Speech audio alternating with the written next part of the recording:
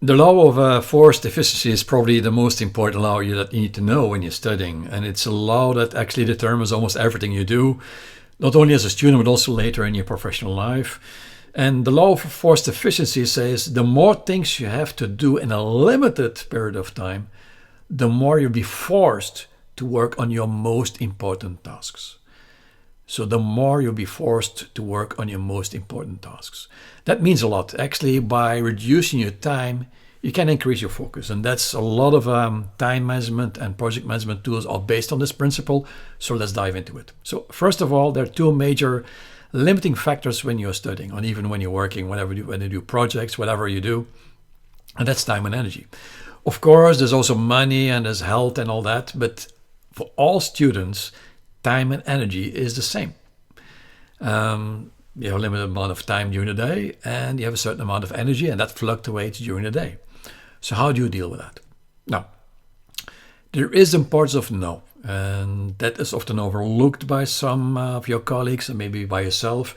You have to learn to say no to others, but also to yourself. And you have to restrict yourself. And by saying no, it's very much about boundaries. Boundaries towards others and boundaries towards yourself.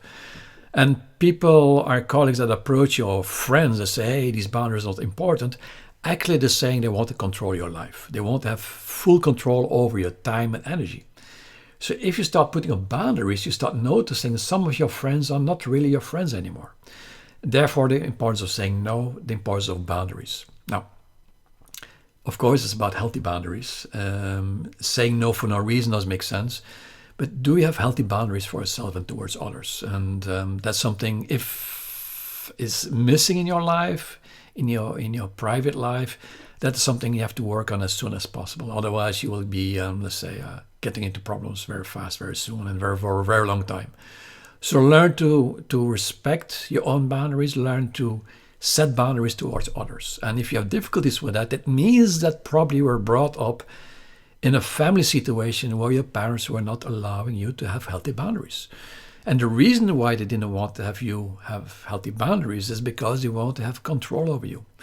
And that is a first often breaking point what a lot of people have with their parents, that they say, hey, it's not about rejecting your parents, by the way. It's just by saying, hey, I'm taking care of myself. I'm going to put boundaries to myself for certain things, but also to others.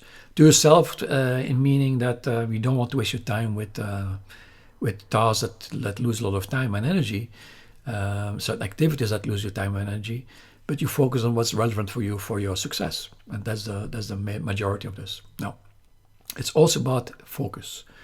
By limiting yourself, by focusing yourself, by restricting your time, you end up being much more focused, and that makes a huge difference in your studies and any project you do, any assignment, any preparation for exams. Therefore, the importance of focus. Now, a lot of techniques and methods that I'll list here are based on this principle of the forced efficiency. The ABCDE method is one of these principles, which I really recommend to look into it. There's the Personal KANBAN method, which is a process approach. There's a time measurement matrix from Covey. They're very much similar as the Eisenhower Matrix, although the Covey method will go a bit deeper. There's day teaming, there's time boxing, there's time blocking. Again, all these elements are ways to classify your tasks versus what are important or urgent, and also versus the time you have, energy you have. There's also the 2-minute rule, there's the 3-3 method. There's also the 4 3/4 methods, which I really recommend to dive into it, because it's a time-based method and an energy-based method. How much energy do you have during the day? Now, all these methods, you can look into it. I made some videos on those. Again, all of them are based on this law of forced efficiency, and by limiting your time, actually, and to get some more focus. So this is the basic law that underlines all study principles and all methods and productivity methods that are out there. So therefore, the relevance to dive into this law and to start applying it. Check out some of these methods I've listed before, because they're going to help you very much. So please look into that. It makes a huge difference. It will make a huge difference in your studies and in your professional life as well later on. It is something not to be overlooked, and please do take good care of diving into this topic, because it makes a huge difference whether you'll be successful in your life later or not. That is the ground rule that is out there.